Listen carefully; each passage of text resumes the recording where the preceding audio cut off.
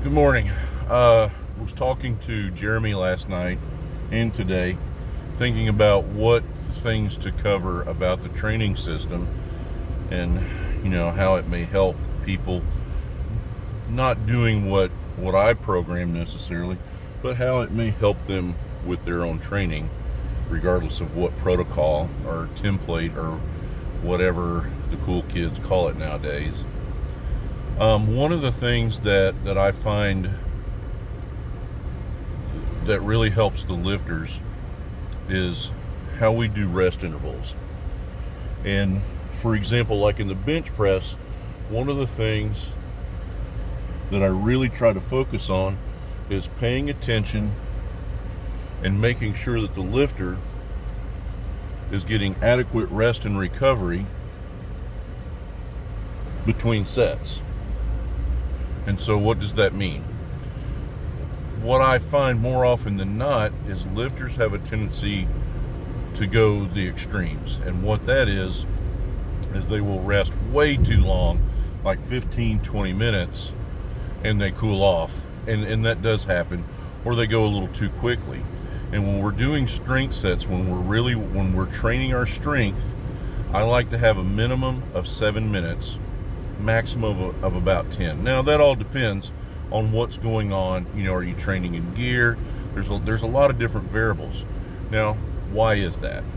Well, the reason is twofold. As it pertains to training, it's to make sure that the lifter is completely recovered from one set to the other, because I want to maximize the strength training. Now, when it comes to assistance, and your ab work and all the little extra things that you do, party on, Garth, turn and burn. But when it comes to training strength, we want to make sure that we're fully recovered and that you can be 100% focused and you have the most amount of strength and energy available to you to make sure that you're able to complete those sets. There's no need in rushing and not being recovered for instance, when you're bench pressing. And so that's one of the reasons. The other reason is take a look at the timing of a meet. If you're even in a flight situation where, say, you have a longer period of time during the day, a non USAPL meet or a non-session style meet. I use USA Powerlifting because they use sessions, and your full meet is completely done before they go, to another weight class, for example. So if it's going to be one of those where everybody squats the entire day, the entire meet roster, then they go to bench press and you have 3 and 4 and 5 flights, and that does happen. You're going to have full flights, and chances are good, and again, depending on the federation, you can have 10, 15, sometimes even 20 minutes between attempts. So what we're also doing is trying to create a situation to where you develop the habit, the central nervous system, the neural pathways adjust to that stimulus, and you train the way that you compete. We're not going to do hammer curls and shrugs at a meet, but we are going to bench press. And so the focus there is to make sure that you are well adjusted to that timing. There are people that train a lot faster, and because of the slowness sometimes of the meet, especially in the days of equipment.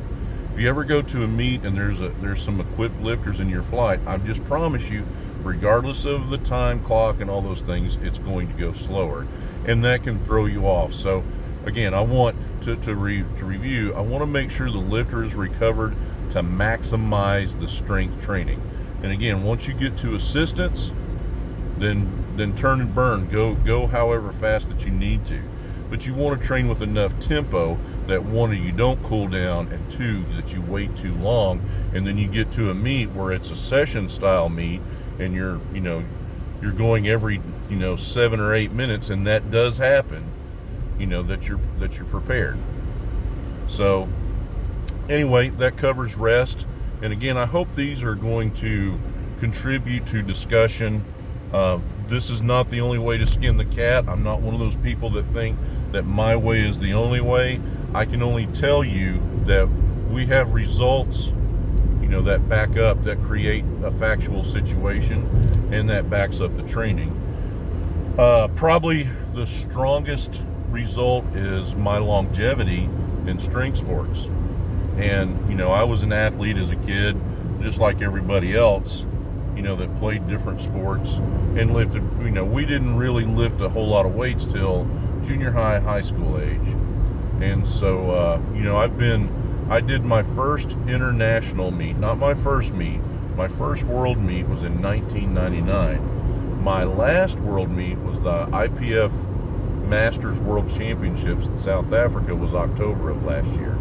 So to be able to lift at that level, and in that time I've lifted in at national level and international level events in Olympic weightlifting and national level in strongman.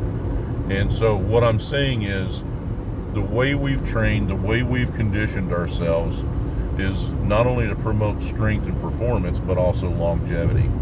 So therein lies some of the decisions that I make. And just and I'll go through this another time, you'll hear me say risk versus reward. We're in a risky environment as it is. Anything can happen. You can have an injury. I've seen more injuries with sub-maximal weights, 80% and below. Even in the warm-up room, I've seen more injuries happen than I've ever seen on the platform.